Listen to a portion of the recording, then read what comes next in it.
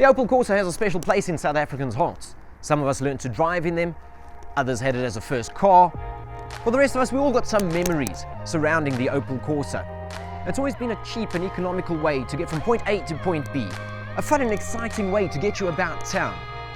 We're now in the 5th incarnation of the Corsa E. We've had 4 in South Africa, and this 5th one is just as exciting as the last.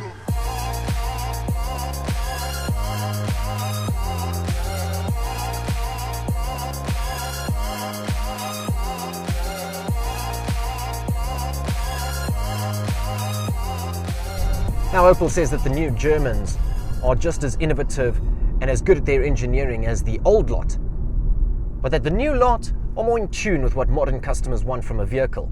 They've got a sense of adventure, a sense of fun. The exterior styling hasn't quite won me over. I feel it's a little muted in comparison to the outgoing model. The outgoing model had some nice lines and some nice angles. This one's a little more grown up, a little more mature.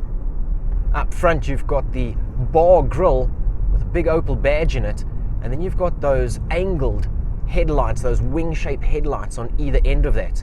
And that ties it in with the Astra, the Mokka, and the rest of the models in the Opel range at the moment. Around the back, once again a little muted. It seems a little frumpy at the rear, but if you get it in an exciting colour, it should be a decent looker. Now, we're driving the 1 litre turbo Enjoy model here. It is the middle of the rung model.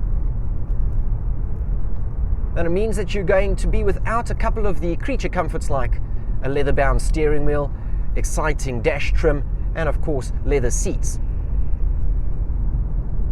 But you're still getting a few of the conveniences that you would want in a car. So you've got your city parking, you've got your PDC, there's infotainment in it as well with Opel's Intelli-Link system. Now sadly, the omission of cruise control and a dead rest on this pedal makes it a bit of a pain when it comes to long journeys. But if you're doing the work commute, you sit in a little bit of traffic, it's perfectly comfortable there. The interior is decently spec'd and quite spacious in fact. You're not going to get a massive boot, but it will take the luggage and a kit bag or 3. I like that Opel has integrated the infotainment, the Intelli-Link system into the dashboard instead of just placing it on top. It fits and flows so much better. It's very much like the Adam. The highlight for me is certainly the 1 litre motor, the motor that it shares with the Opel Adam as well. It develops 85 kilowatts and 170 newton meters of torque.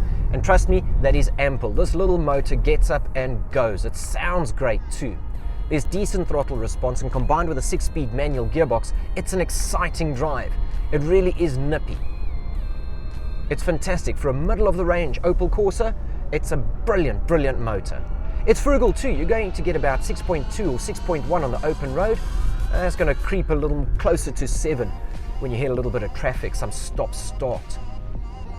Now, if the Opel Adam comes across as a little too young and hip, and you don't exactly have YOLO and swag in your vocabulary, then you may be considering an Opel Corsa. If you're no longer looking at Air Jordans and you're looking at Jordashes, well, then it may be the Opel Corsa for you. This middle-of-the-rung Opel Corsa Enjoy retails for $216,200. Now that places it in the Adams market, but it is that little bit more practical. It's a more sensible option with 4 doors and a little more room, and it's devoid of the trickery that the Opel Adam has. So you're not going to get fancy lights in the roof or ambient lighting, but you're going to get all the great parts of the Adam that make it such a wonderful car.